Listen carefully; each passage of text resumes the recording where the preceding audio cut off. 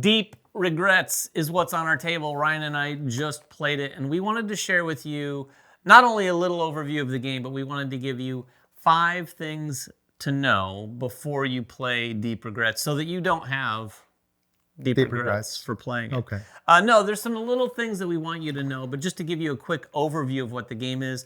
This is a fishing game, so it could be viewed as a fishing simulator, but it's got a Cthulhu vibe. If you're familiar with the video game Dredge, very much inspired by that. You're going to be choosing to either go out and fish on a day or go to port.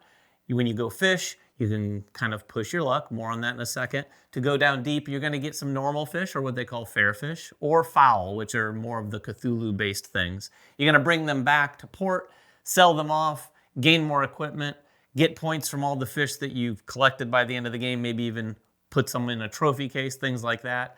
And hopefully gone mad or not gone mad, depending on which way you want to go. All right, that's a pretty succinct explanation. I mean, all of that is basically what's going on. And they do, like a lot of people have called this a push your luck game. They call it a push your luck game. And while I will say it does have push your luck, don't come into this expecting like traditional push your luck. Yeah. You're not going to these decks of cards and like digging through them, flipping and then saying, stop before I bust. No, this is not like Quacks of Quedlinburg. Right, or like blackjack, where you're like, flip 7. Flip 7, yeah. It's not that kind of push your luck. So you need to know going into it, the game utilizes this depth system, and that's where a lot of the luck comes into play. Now, if you look at this board, and while you're looking at this board, I do want to point out just how great this looks. Let's start with that, but you probably already know that if you've already got it set up. So yeah, it's a great looking game. It has a nice cartoony look, but also kind of a really creepy cartoony look that really fits things. But like Ryan said, the first thing we wanted to tell you is there luck involved? Yes.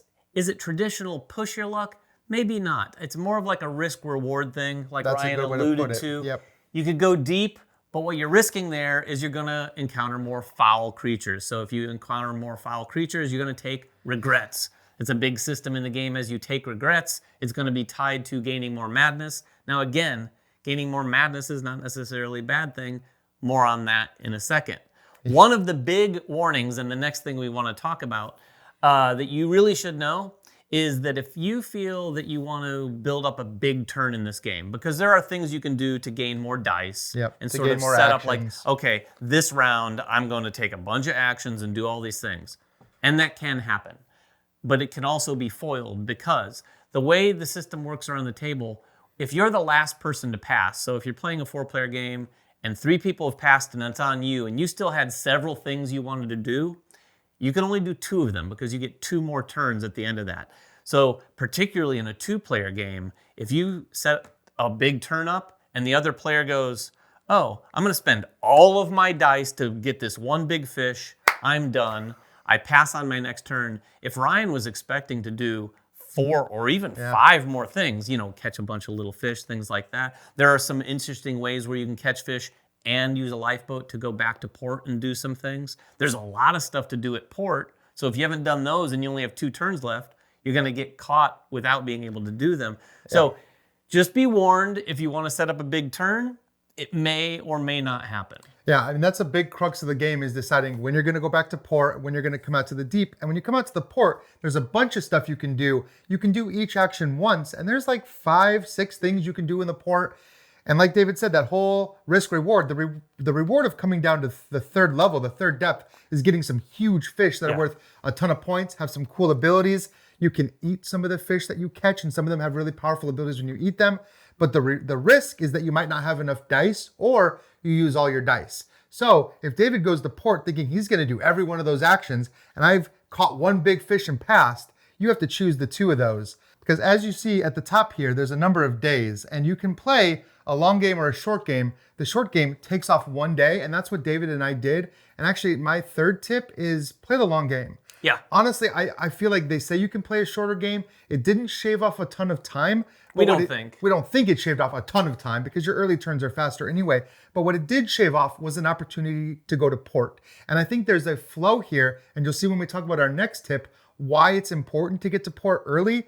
And they do give you this card that you can use to go back to port at any time.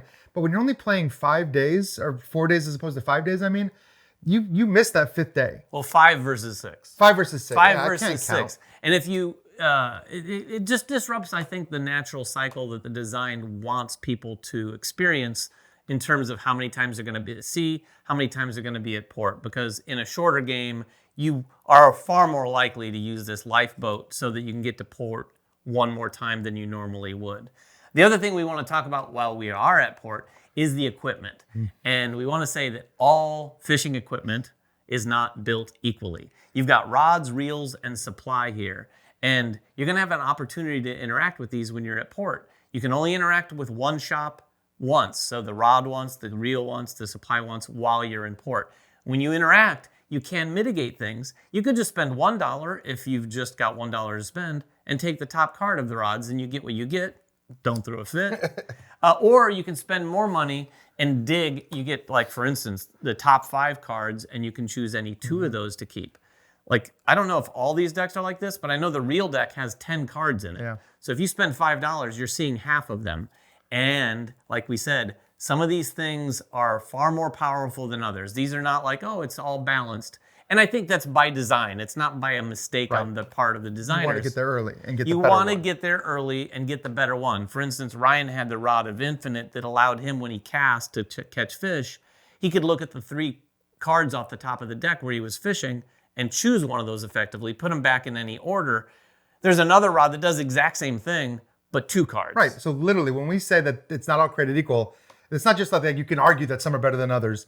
There are literally multiple versions of the same effect, and some are just better. Yeah. There's reels that let you set your dice to a value, and there's reels that let you re-roll your dice and hope for a better value. One of those is obviously better. And the first person to get to port and get to choose those is probably going to have a little bit of an advantage.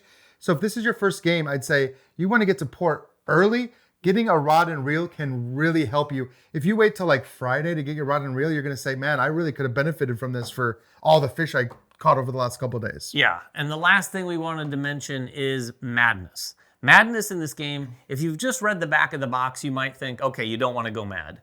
You don't want to take regrets. That's not exactly the case, because if you go mad and you read the rules a little bit more, and particularly after you play, you see Ryan went very mad. In fact, he was actually all the way down. I had 13 of these cards, these madness cards, regret cards. I had 1 in the end. Now, the madness has a couple effects. One, whoever has the most madness at the end of the game, and this is probably the most punishing part of it, has to lose one of their trophies. If you're playing with more than 2 players, they have to lose their highest value trophy. And the trophies are fish that you've put in your trophy case. They're going to have a multiplier so that they can be some pretty big points. But even in a 2-player game, you're going to lose one of your trophies, and it's not fun. It hurts. Now, the upside, though, is if you go really mad, you're going to be rolling a ton of dice, and you're going to want to shift over from like looking for fair fish to those foul fish. You kind of want to go the Cthulhu route, if you will, and try to get some of those really creepy things that you're pulling out of the ocean because they're going to be a higher value, because there's modifiers for the values when you sell them and for the points at the end of the game. Yeah, I think it's good to note right from the start of the game, if you find yourself getting a lot of these cards, a lot of these regret cards, and especially if you've used your ship, if you use your lifeboat, it turns into a 10 value regret card that you can never get rid of. If you find yourself getting these, instead you can, like what David did was he found a bunch of ways to mitigate that and get rid of them. Or you can just lean into it and say, okay, well, I'm going to take advantage. I'm going to stop looking for the fair fish. I'm going to start looking for the foul fish. I'm going to get more points at the end of the game, although you're going to get less points for trophies. Now, in David, in my game, I went the full madness route and he didn't. Yeah. And while I did ultimately win because I had so many foul fish, It was like 9 points. It was 9 points because he had so many points in his trophies and I had to get rid of one. And so I think that the trophy cost, all of that cost, like the points you're getting is affected. So he was getting +2 to every one of his fair fish and he had 3 fair fish. Whereas, yeah, I'm getting, +2 to mine, but I only had 2 right up here. Actually, I had a fair one. Yeah. Because I didn't follow that advice, because when we first started, I put 1 foul and 1 fair because I wasn't sure. I thought I would maybe kind of in the middle. end in the middle, but I ended up ending full madness. So I kind of lost some points by doing that. I think it's okay to commit. And the thing is, in a 4-player game, if you have 2 players going full madness, both trying to get that 13 plus madness, you just have to have less total madness than them. Yeah. So if they Madness, or madness value, which is when you add up all the points on these deep regret cards. So, you could potentially reach that point and still keep all 3 of your prizes if somebody just had maybe more cards than you over the course of the game. And there Potentially. is probably the biggest element of pushing your luck Sure. in this game, which probably comes, like Ryan said, in more of a higher player count game. But that is Deep Regrets. There's a few other things about the game that we wanted to go into. It does look really cool. It's got an interesting sense of humor. I wanted to point out one of these. Here's one of the things you can catch. It's a human. This is a foul card, by the way. Also, the example of character art, the double-sided player boards, you've got Bert on one side, you've got Burp on the other side. So all of one side are sort of the human characters, the other ones are, I guess, more of the foul More of the creatures. foul creatures. They don't have any sort of impact or anything on gameplay. But the game is really, really fun. It's got a lot of luck in there. You can mitigate it. There's mitigation. But I think what it sets out to do, it does well. If you have any questions about it, please make them in the comments below. We'll get down there and answer whatever we can. Until next time, make sure everyone has fun at the table, and we'll see you then.